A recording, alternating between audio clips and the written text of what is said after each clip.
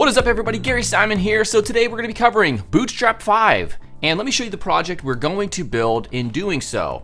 All right, so we can see it's just nothing too exciting or fancy is happening here, but we're doing this the Bootstrap way. It of course is fully responsive and looks good and works well.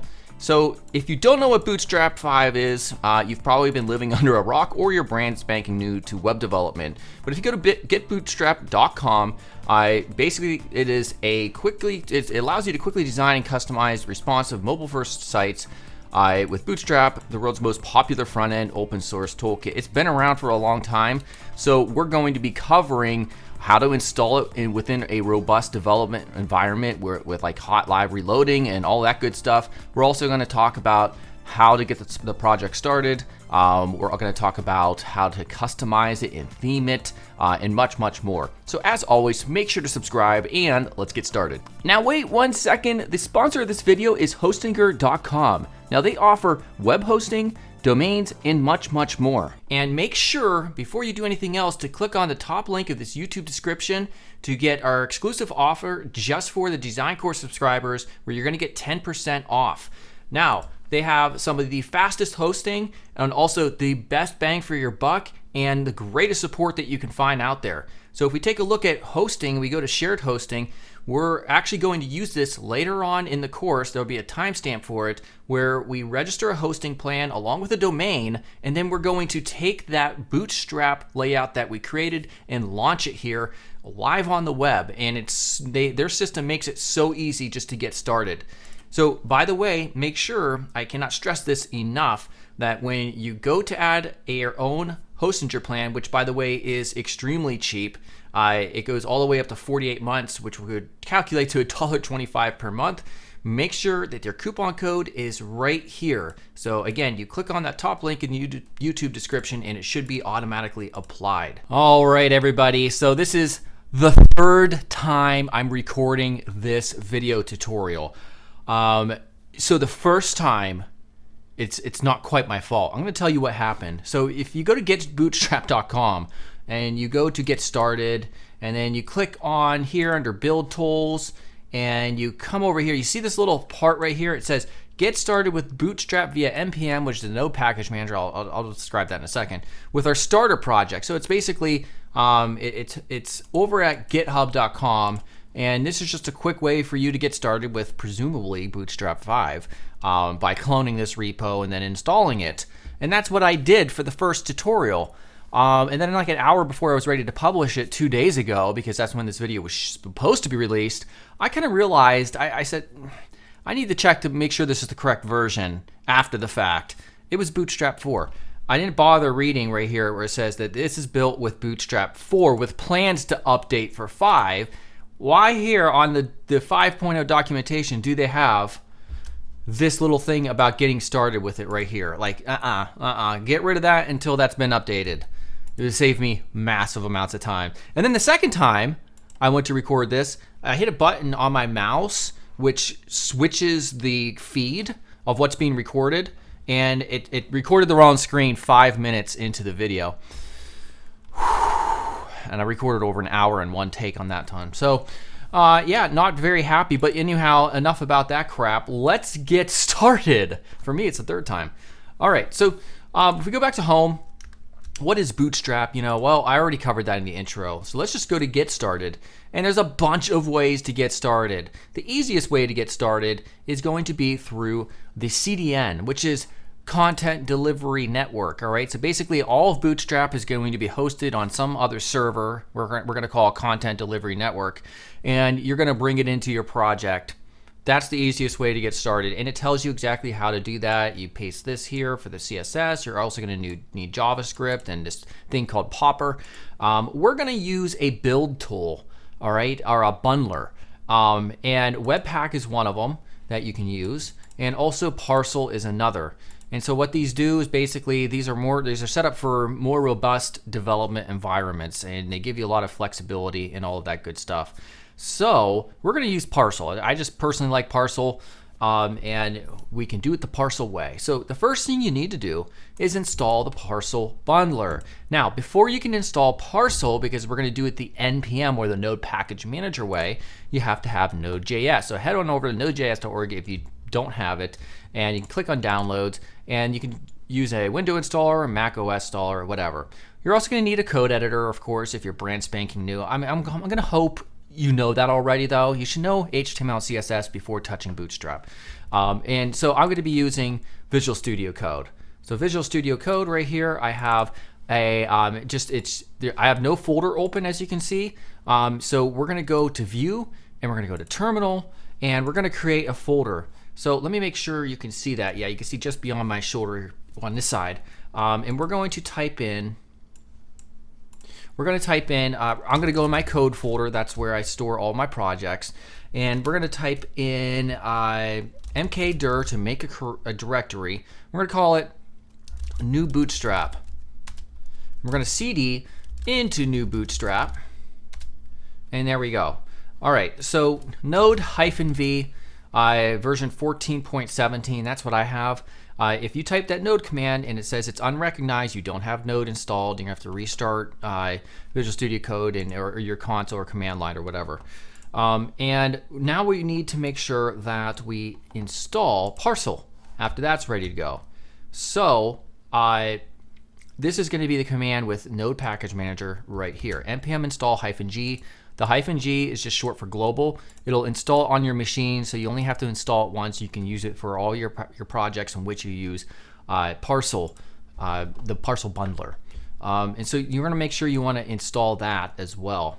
After that, we're going to head on over to the documentation. Then you install Bootstrap. All right, so how do you do that? Well, let's click over here, and this is what you run. npm install Bootstrap. Before we run that command, make sure you installed the parcel bundler, by the way. Then you're going to want to put npm init in our current project folder -y, which means just yes for all of the prompts that it will show you otherwise. So we're going to hit enter. And there we go. Now, one thing that we see here, I'm wondering if I hit code period. Yeah, it's going to open up a new window inside of that current folder. So now that we can see that package.json file that was created. Okay, so if you don't know what this is, basically this will store all the project dependencies, the main two being Bootstrap and also Popper.js. And when we install that, you'll see that this file will change. All right, so if we go back to our terminal, hit Control-tilde key, which is a little key next to your 1 on most keyboards.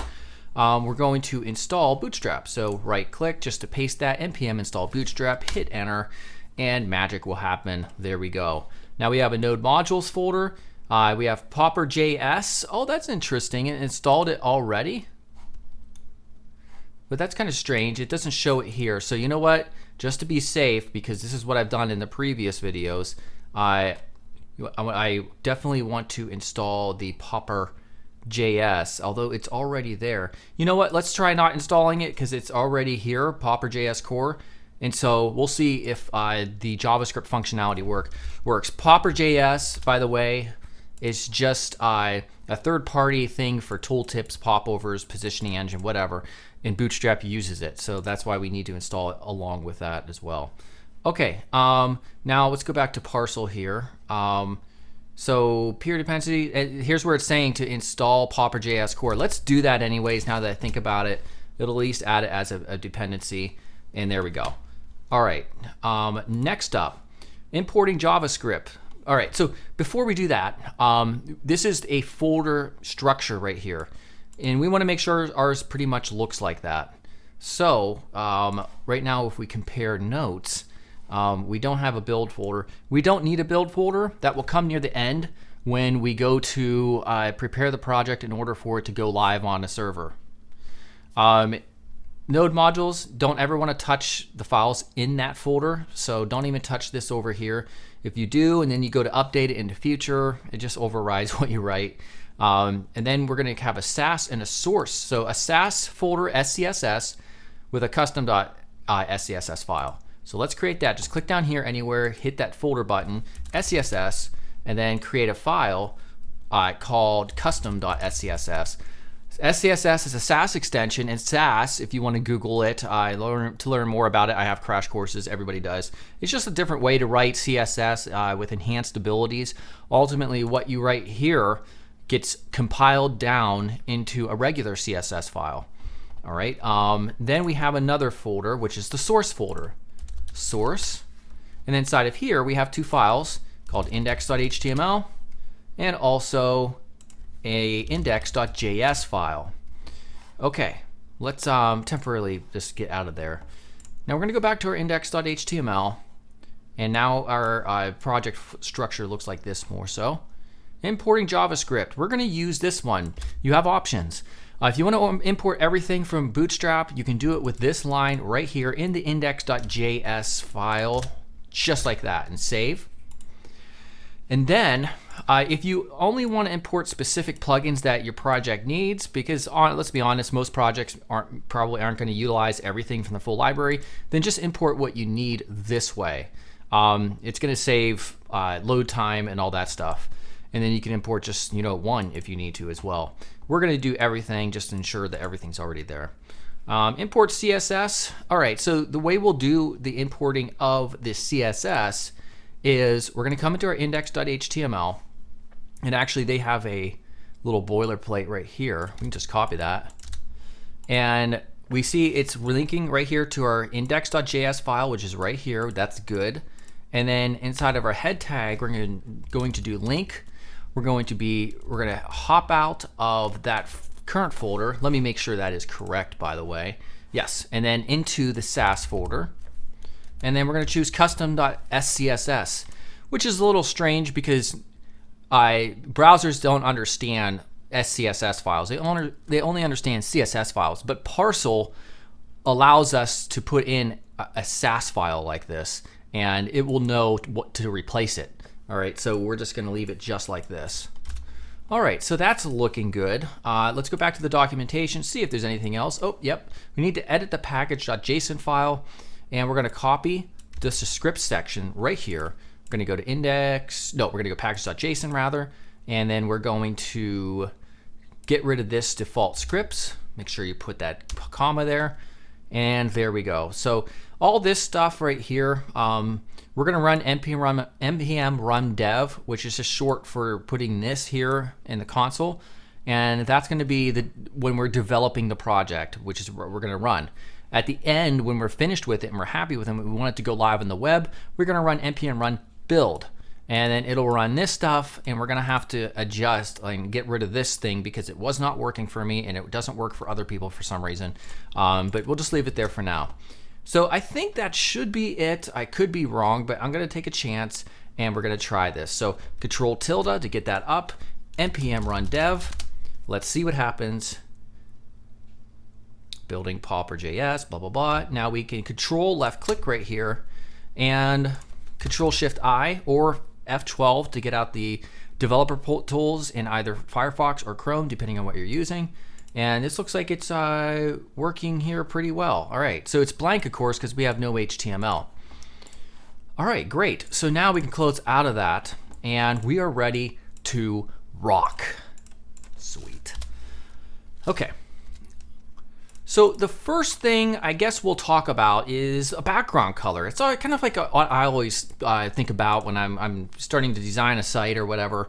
How do we change the background here within? Oh, in order to get to that part, there's one step we need to do when we have to worry about the importing Bootstrap, the Sass files. So if we go back here and importing CSS, you want to do it one of two ways right here. So go to this page. Option A is to include all of Bootstrap, and that's what we're doing. We're just going to take this line right here. We're going to copy it, and before we go to paste it, you could also do option B, which is include parts. Same thing as the JavaScript section, except this is the Sass section.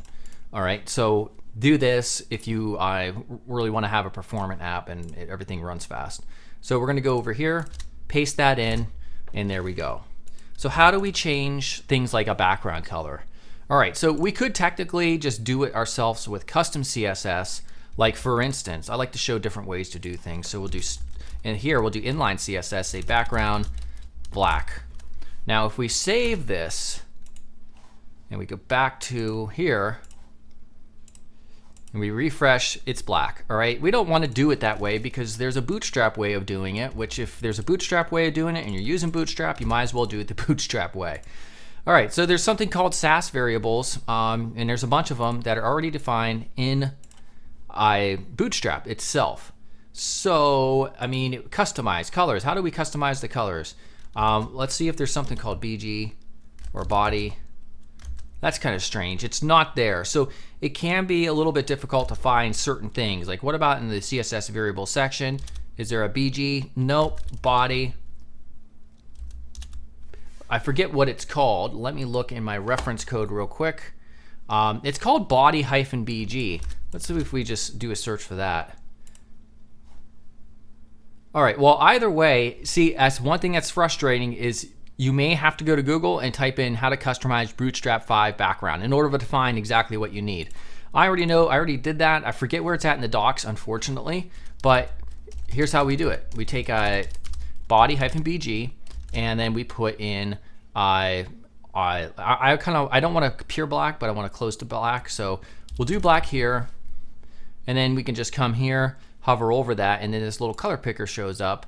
And around 27, I think that's good right there. So now if we go back here, make sure that we remove that other code and we go back, we'll refresh, and there we go. So that's the way you want to do things. If you can customize them with utility classes and also Sass variables and stuff like that, you want to do it that way. I mean, if you don't, it's not a huge deal, but you know, the option's there. All right, so next, let's talk about a container. So containers, there's a section here. Go to containers. All right, so containers are a fundamental building block of Bootstrap that contain, pad, and align your content within a given device or viewport. So we have to ask ourselves, do we want, like, the first thing we're gonna build is the navigation, where it has the logo and then the actual navigation up top, sometimes called a nav bar. Do we want it to extend all the way out to 100% left and 100% right of the browser? Or do we want it, like on a large desktop like this, to be confined so that it's not so out so far? So typically you do kind of want to have things centered on really large desktops because you're going to get whiplash, like looking left and right. So that's what we're going to do. And there's different containers, and the very most basic one is this one, div class container. We're going to copy that, and we will simply paste that right there. And your content goes in the middle. We'll just remove that comment. We're going to save, and we're going to see what happens, and nothing happens. That's because nothing's inside of the container, and the container itself is just an invisible element. If we get the dev console out by hitting F12 or Control-Shift-I, we can go to Elements. We'll click on div class container, and notice it says 1320 by 0 pixels up here in the upper left. If we give it some height over here in the styles section, we could say height like 300 pixels and then background green. This is going to show us temporarily, because if we refresh this, these changes don't get saved, what's happening with this container. So it's actually responsive. So on like a phone, like on this side, it's going to be 100% left and right because we can use that. We don't have a lot of space as it is. But when we come out, you'll see that it adjusts itself and it stays centered. So if we refresh this, we'll see those changes go bye-bye. All right, so now let's talk about a nav. All right, so if we go here and just type in nav, we can go to the nav bar section. And this is a really long page. I mean, look at all these examples that you have at your disposal. And that's what it mainly is. It's just examples on how to create like a nav bar like this. There's like a search one. Here's a really simple one, kind of like how you get it started. Here's one with an icon plus text. Here's a simple one, although it's kind of strange. They should have this right aligned if there's nothing over here. Here's one with a drop-down link. So basically, you have a lot of options for this, for getting this all up and running. So let's just start with one that's closest to what we want, and then we'll customize it. So I like this one. We'll have a drop-down link. We're we're just gonna, or you just click this copy right there. What am I doing? And we'll paste it in the middle. Save it. Go back. Refresh. Oh, there it is. It's already refreshed. All right, so there we are. Here's our navigation. Guess what? It works. And if this link does not work when you click it and drop down, it means that there's something wrong with your JavaScript. It didn't get, you didn't do it correctly. So make sure you do that. Also has a mobile navigation by default. All right. So I want to customize the crap out of this because I don't want to have a white background. I want this positioned over there to the right, and I want to change some colors. So what shall we do? Well, first let's change the navbar text to something else, like some company. Like maybe that's going to be your company name. There we go, some company. Kind of like a boring company, which is Elon Musk's company. I talk too much. And so let's now take this navigation and push it over here to the right. I tried to look through documentation to see if there's something that, if there's a utility class that allows you to just put in the class in HTML and it just kind of aligns things. I couldn't find it. So we might have to do it the custom CSS way. I did see something that possibly might work, and I'm going to experiment with that real quick. I don't think this is going to work. Just bear with me though. If we look here, div class, navbar, nav item, I might try to put, let's see here, because I saw something in the examples. See, notice how this is right aligned, this whole section, and they put d-flex. That might work. It's probably not going to work, but I'm going to go try it anyhow. So in the HTML, I think it would probably be right here. If it works, I'll be like really surprised. Yeah, it didn't work. Well, no big deal. We're going to have to do things the custom CSS way. All right, so if you know anything about CSS, which you shouldn't be hopping into Bootstrap without knowing CSS, at least at a fundamental level, then you know there's a lot of stuff. There's a couple ways to structure layouts: Flexbox and Grid. So they use the Flexbox a lot, and you can see items, HTML elements that have Flexbox, it shows it right here. So we can kind of click on it and see like what's happening. If we open this up, we'll see we have another Flexbox. This is the one like where we notice all the purple out there. We want to take those 4 links and align them to the right of that Flexbox. All right, and so if you don't know how to do that, I'll show you. It's justify content, and it would be flex end. There you go.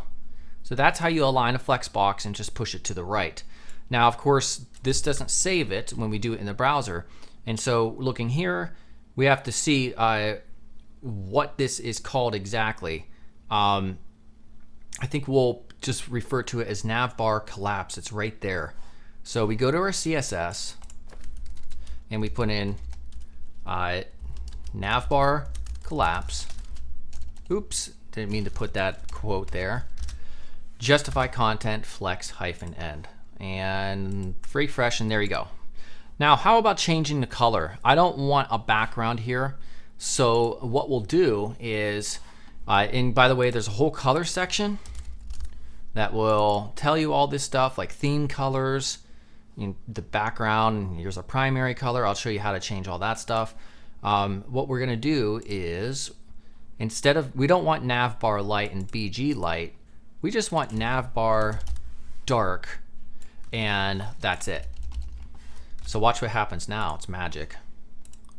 There it goes. No longer, so it's inversed. There's no more background, and the text, instead of being black, is now white. All right, what about this logo? What if we want to make it bold and we want to change the color to like whatever our primary color happens to be? All right, so to do that, we're going to use some utility classes. Again, read the docs. We can do text, and if we go here, there's a whole text section where you can use these utility classes like to like align text to the center. There's text wrapping, word break, text transform, font size. We'll use that.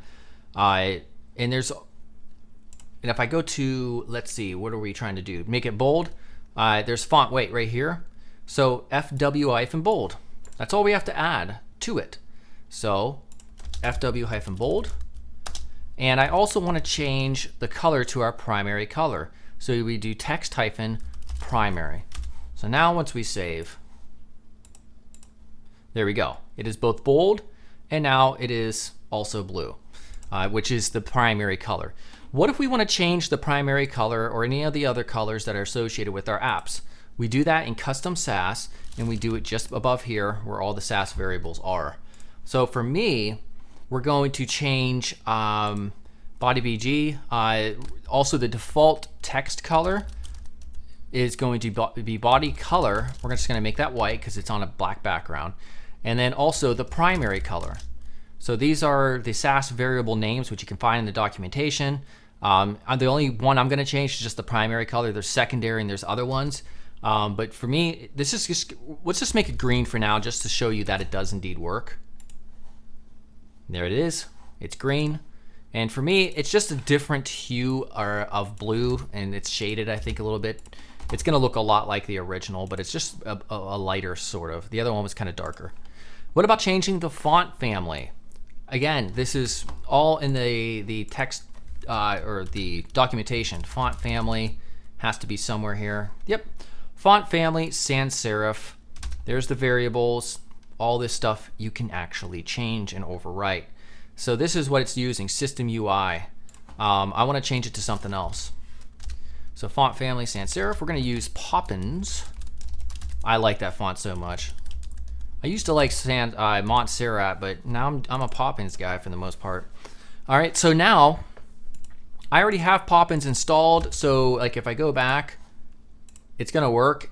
And believe it or not, it is a different font. It looks a little bit similar to System UI, but most people won't have that installed. So if you use custom fonts, go to fonts.google.com, assuming it's at fonts. There's so many fonts here, so use something that's already here, typically. And then we can search for it, Poppins. I'm going to use 2 font weights. The more you use, the longer your app will take to load. So 300 and 700, we're going to copy this right here.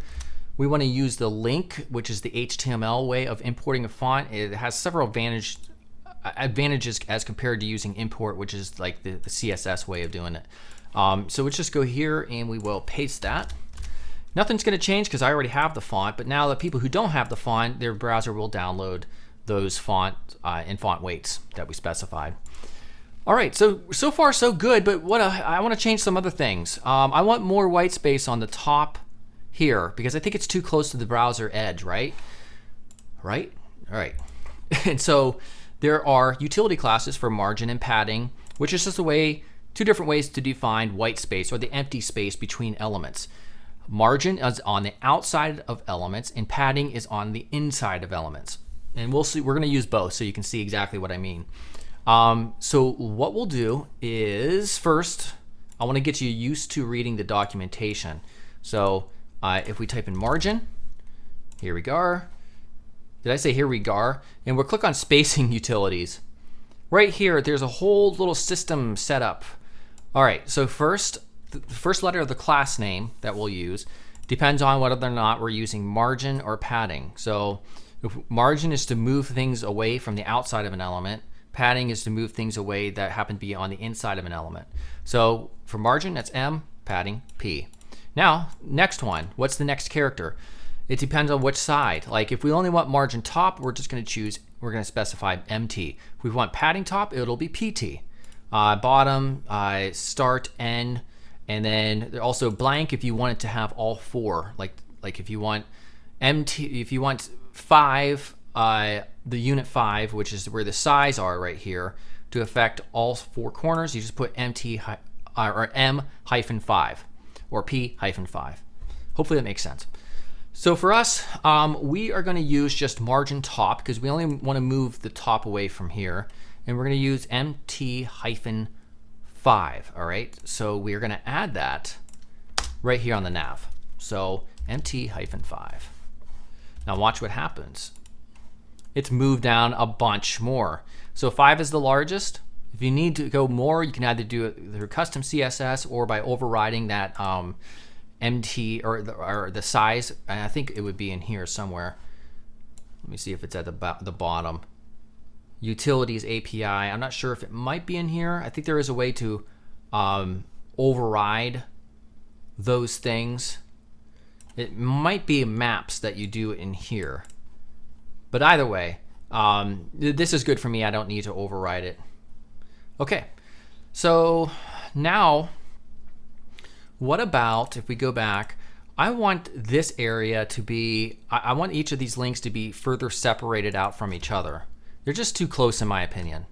So you could try adding margin or padding, but I tried that already and didn't work. So depending on, for whatever reason, maybe I'm doing it incorrectly, correct me if I'm wrong, but I'm gonna do it the custom way with my own custom CSS.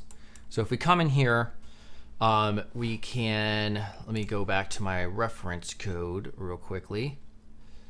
And sorry, I'm being slow. I found it, okay. We can see, if we come to nav, let's see here.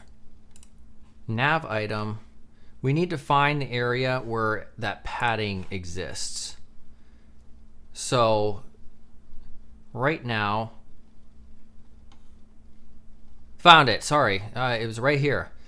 Notice where right here it says this media query, min width 992. We're gonna copy that whole rule set and go into here. And sometimes when you copy, it leaves out brackets, so you're just gonna have to fix or do that manually. There we go. And if we change this like to 1.5, look how it's separated everything out. So you can do things the custom CSS way and make sure everything still works, and it does. All is good. All right, looking good so far. Now, let's do another section. Let's say we want a hero section. A hero section is usually just like, sometimes it contains like a photo or a photo background. It doesn't have to, but it always usually contains like a headline, ad copy, along with a sub headline and sometimes a call to action. So we're gonna create that from scratch. So we have to think outside, we have to think back to containers. For me, in this particular design decision, I want this graphic that we're gonna use to extend all the way out fluid. It doesn't matter how large the browser is. So we're gonna use a fluid container, and that's in the container section of the documentation. So here's what that HTML will look like. Let's see. All right, so we're gonna do, I'm gonna use the Emmet abbreviations for writing HTML. Instead of doing div class and typing everything out from scratch, I'm just gonna put period for class and container hyphen fluid, hit enter. So that saves you typing. So I have an Emmet crash course on my channel. Just do a channel search for that on YouTube. All right, div container fluid. And we're also gonna have a container inside of it though, a fixed container. Because I only want the photograph itself to be like a banner that goes all the way across, but then the content inside will be structured just along the same path as the rest of the text. So we're gonna have a container inside of there. And then we're gonna have an H1 element. So if you know anything about HTML, which I hope you do, this is a headline, and this is what the tag you would want to use. So visit our building. Make sure you spell it right. And then also a paragraph, and our building is so stylish, you'll want to live there. This is, I just come up with random stuff. So let's save this and see what it looks like. It's not gonna look good. All right, so visit our building's so stylish you'll want to live there. Okay, so first of all, let us get that background image in there first. So I already picked out some images, and so what we're gonna do, and I'm gonna provide the zip file for this whole, the source code, so that you can download that zip file and get access to these same assets right here. So this is my other project, and what I'm gonna do is we're gonna create a new folder. Make sure you click outside of here to go to the root and type in assets, right click, reveal an explorer, and we're gonna hop into that empty folder, and then in my reference code, I'm gonna drag these four. We're gonna use those other three, but the one we wanna use for this is the abstract.jpg.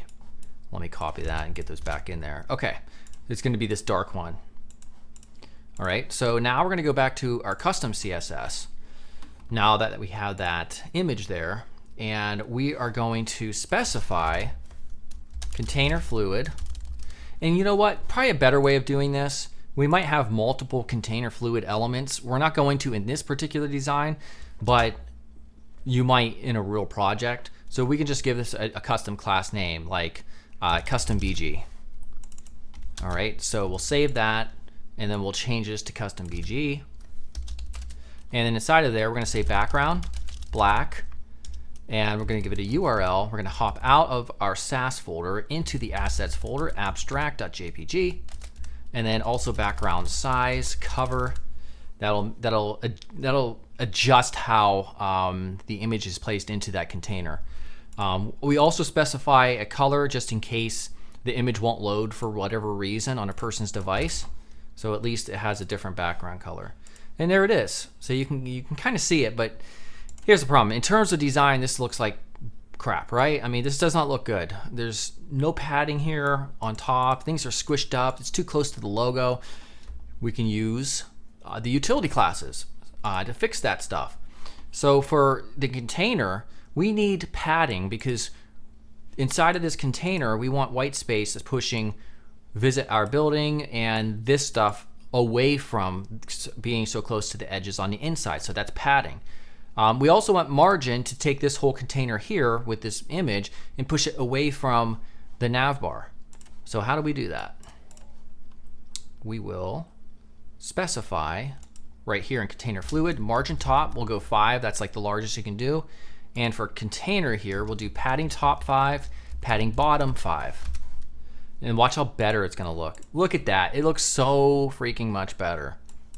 All right, let's say we want this to be bold. Again, there's the text utility classes for making that happen. It happens to be FW bold. So H1 class equals FW bold. We'll save that. And let's also put class subhead. I think that's a default utility class as well. If I refresh this. Okay, so visit our building has now been bold. I don't think that, yeah, I actually don't think that subhead was one, but no big deal either way. Let's put in a bigger font size. So FS hyphen is for font sizing. We're gonna do 4. We're gonna put margin bottom 0 because there's a little bit of default margin bottom on a paragraph. So we just reset it to 0 that way. And then we're also going to make it gray. We can do that by text hyphen white hyphen 50, like as in 50% opacity. So if we save this, look at that. So now we have a good visual hierarchy between these two elements and they contrast well, both through contrast, font weight, and scale, or font size. So this is all looking good right here. So let's see what happens when we look at it on desktop here, or responsively rather. Everything works. Okay, cool. Let's continue on. Let's say we want to have some cards, like 3 columns of cards. Now what's a card? Well, in UI design, it's basically just a container that has information. Pretty simple, right? And there's components for that in Bootstrap. So card. All right, and then look how long this page is. They have so many card examples, your head will explode. So just be careful. All right, so the card that I envision will have basically like this. I just don't want a button. I just want an image, a card title, and a description, and that's it. And then we're gonna customize the crap out of this thing. We could just go this way. I'm gonna do it the custom HTML way. All right, so we're gonna put everything in a container this time, just like the other stuff. And we're gonna have another, let's see here. Nope, we're gonna have a row. Okay, so this is the part we're gonna talk about the grid, which is like one of the most important aspects of Bootstrap, which is understanding the grid. So if we go to layout and we go to grid, here's our grid page.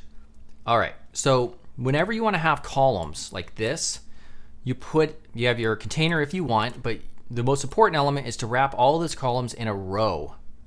And then you have each of your columns right here.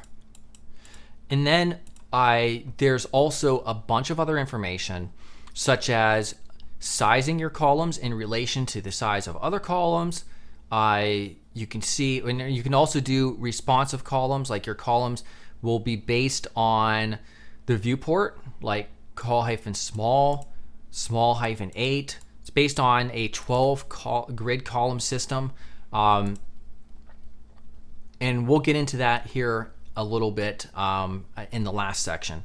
But for now, the way we're going to do it, we're going to have 3 equally sized columns, so it makes things a little bit more simple. So in our container, we're going to specify a row. And inside of there, we're going to have a call -small. And inside of there, we're going to have a card. So like I mentioned, we're going to have, if we could go back here to card. Yeah, we're going to use one that's similar to this, all right? So let's just type it out from scratch. We're going to have, let's see. Actually, you know what? Let's do this real quick just so I can demonstrate the column thing. So I'm going to save. If we go back, you can see the 3 columns right here. Obviously, it lacks white space. It's tucked right up against that. But if we scale this in, we'll also see that it's responsive. And so they stack from columns into rows when there's not enough space to have 3 columns. So that's all handled for us out of the box. All right, let's get rid of those 2. We'll replicate this once it's finished because we do want to have 3. And then so then what we're going to have is a div class of card. And in card, we'll leave it at card for now. And I'm going to copy an image element on the side of the screen. We're going to have an image at the top. And notice it's pointing to assets building1.jpg. That's in here. These are from unsplash.com, by the way. And then we have a class of card image top, and then just an alt attribute of large building for accessibility. We're also going to have a card body. And this is all coming from the documentation in that card section. And then that's going to hold a H5 class of card title. And that will be card title here. And then we'll also have a paragraph. So paragraph class card text. And I'm going to copy that really quick. And this is coming from the documentation itself. Let's see what this looks like. Notice how large it is. So let me show you something real cool. And you don't have to follow this part. Let's take this column and do 3. So notice how it's filling out automatically, which is what I want basically. We have to fix things because look at this, not good, right? So I don't want white backgrounds here. I want them to be darker backgrounds with white text. So to do that, we're going to do it the custom CSS way. And so if you're wanting to change like this white background color here, we come in here, we're going to choose card body, and we'll be able to adjust the CSS by the background by adjusting the right there. So if we go to background and we type in gray for this one, there we go. Now we have the color picker. We could choose right around roughly where we want. And we like that. We also don't want a border, so border none. Oop. I guess that's not, I think that's over here on the card element. Yep, there it is. There we go. So all this stuff wasn't being saved though. We're just experimenting in the browser first. We're gonna go to custom. So we're gonna take card, border none, and also card body is gonna be background. I'm gonna use this gray right here. Let's save it. And there we go. Now they're all changed. What's the issue up here? Not enough white space. We use the utility class of what? We use padding. We'll use, let me see here. What was I doing? I'm looking at my reference code. We'll use padding top 3 on container. And then on row, we're going to use margin top, let's see, 5. All right, there we go. So it really pushes it away quite a bit by doing both of those. All right, a few other things I want to change though. Let's take our paragraph. I wanted to make this bold. I want to make this a little bit like gray to increase the visual hierarchy between these 2 type elements. And I also want to increase the padding inside of this container. So what we'll do is where it says card, let me see. Yeah, where it's here, what we're gonna do is we're gonna put font size is gonna be, oh wait, I'm sorry. I'm looking at the wrong section on my, Unreal. What am I doing? Font weight is gonna be bold for title. All right, and let's replicate that across these three. So now if we save this, we can see they're bold. And then we're gonna target this specifically in that selector with custom CSS just to change the color.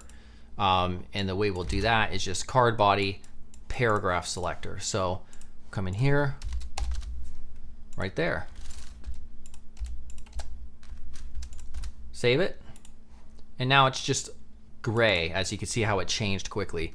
Also, one last thing, we're going to give ourselves padding on the inside, and we go to card body, and which is right here. We're going to do padding or P-4. Now we don't put top bottom like because we want it to be all four.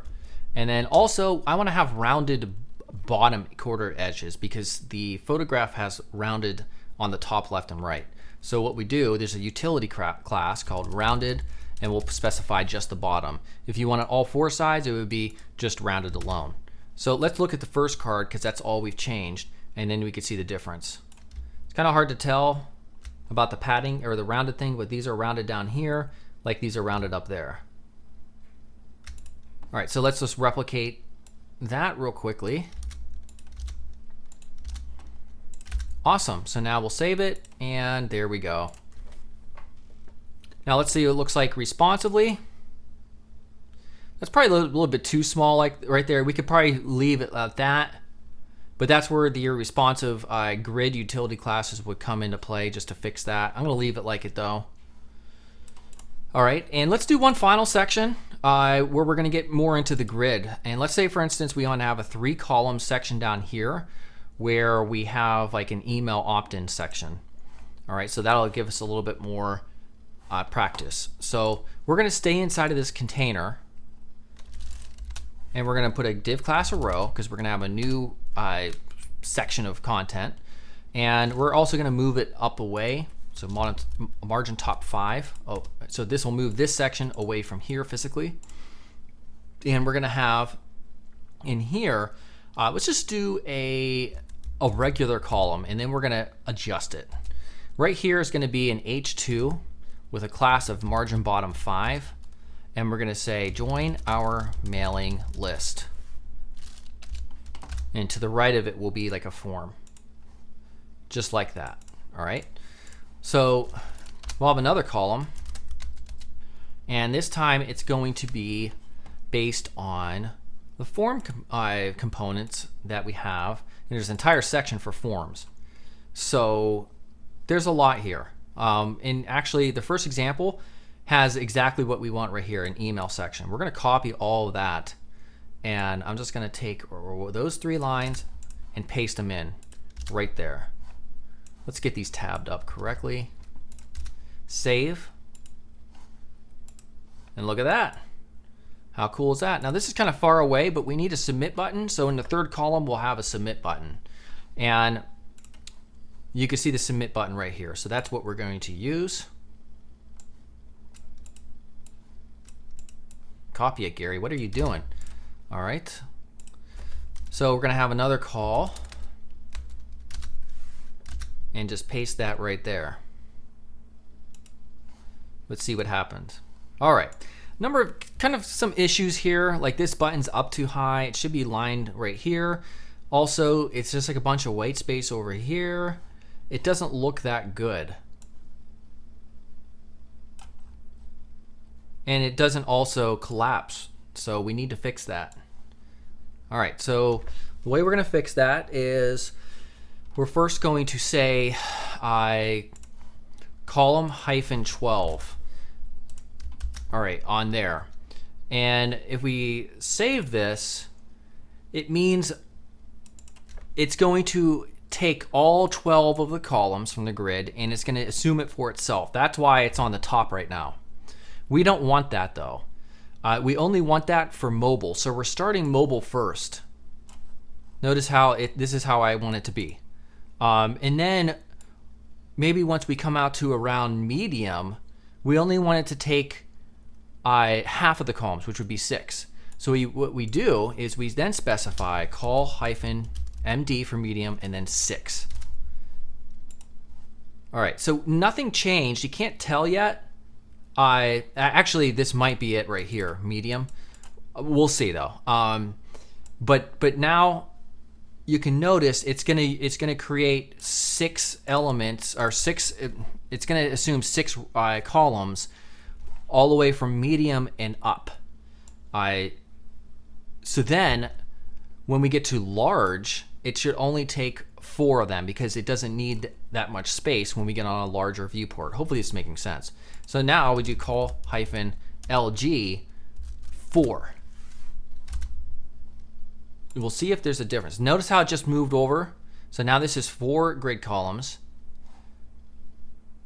at large, and then it transitions. Watch, things will move over to halfway. Like this will shift over here to half point right there. All right. So now we need to make some adjustments though to these as well for this to work correctly. We're going to put call hyphen small here, and then we're going to put call hyphen 12 for the button, which means it will, by default on mobile, it will take all 12. So it'll be a big button people can easily press with their finger. And then call medium just 2, meaning medium at medium viewports, like maybe on tablets, and up all the way to desktop, it's only going to take 2 columns. So let's save that. Okay, there we go. So now it's nice and large here. Come in, and then it's going to alter itself just like that. All right, so we have some issues though. Like look how close that is. That's not good. So what we can do is, I want to show you another way of specifying stuff here. Actually, I'm going to try margin top like 3. I want to see what that does. It does move it down. Okay, so let's see I want to show you another way. Like say for whatever reason you might want to do inline CSS, we could do style equals margin top 2M units. And look, it still has the margin top. So you have options. I like to show different ways to do certain things. We're also going to change it to 100% width. So again, style width 100%. We'll save it. Refresh, and there we go. And notice how it assumes 100% of no matter what size it is on, which is what we want. And notice now it is also in line because I used margin top 2M units, and I just had to experiment with if it was a 2.1 or 1.8, but this is pretty much the same right here. All right, looking at that, I think we're pretty good here in terms of just having the design that we want. So everything works now, and you can see how easy it is just to build out a responsive, decent looking design with Bootstrap 5. All right, so now we want to run that command npm run build, all right, which is gonna run this right here. So let's just try to run it without removing this little flag right here, because I can never get it to work anyway. And we're already running this. We can get up a new terminal here, and then we can run npm run build just to see what happens. We're gonna have to probably make some changes here in order for this to work. Need to install the following rimraf. Okay, that never happened to me before. Let's just hit yes. Don't you just love it? And here we go. Unknown option experimental scope hoisting. So maybe the Bootstrap documentation is just not working correctly. And also outdir, that's not going to work either. So they have like outdated documentation, unfortunately. So also I'm going to get rid of main index.js because that was screwing up stuff too. Let's save this and let us run npm run build again. Hopefully it will work. Building custom CSS, blah, blah, blah, blah, blah. Notice it created a build folder. And there we go. So here's our build folder. If we open this in, right click and open it up, and we double click on index.js. It had better work, and it does. Look, there you go. This is what we want to get live. Oh, let us also, by the way, use the other images here. Building 3 and 2. We'll rerun that just because I'm kind of anal about that. I don't want to reuse images. And of course, when you make updates, this is one way that you can do it. You can just run that npm run build once you're ready. And if we go back here, double click this, there we go. Oh, I'm glad I did this because look what happened. These are like uneven cards. So I want to show the fix for that. And it's basically a matter of, I couldn't find the Bootstrap way of like trying to make those even cards, so we're just going to do the custom CSS way.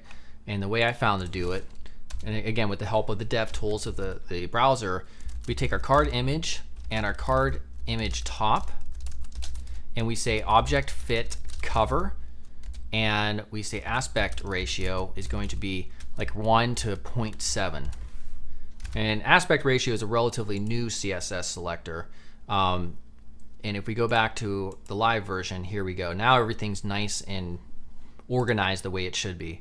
So now that we've made that adjustment, Control tilde, npm, hit the up arrow key to go through your latest ran commands, and there we go. So now we'll have the updated version. It's in build, and what we want to do is go back to our file explorer. We'll go to build, and we select all of these, right click. I'm going to add them to a zip file, and we'll just call it build.zip. And then in our new Hostinger account, and we're going to go to, first thing I'm going to want is a domain name. So I'm going to choose just something I know is going to be available. My bootstrap5site.com. Like, that better not be taken. There's no way that is taken. I mean, you never know with a .com. I mean, everybody has everything. Okay, domain is available. All right, so here we have at $8.99 a year. Let's go ahead and add that to the cart. Verifying availability. And then we're also going to want to select a hosting plan, of course. So let's make sure hostinger.com/DesignCourse.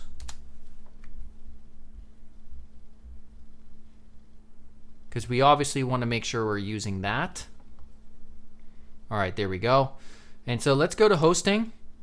Shared web hosting is all we need for something quite simple like this. So we have premium shared hosting, single shared hosting, ideal solution for beginners. Look how cheap that is. We can select this right here. And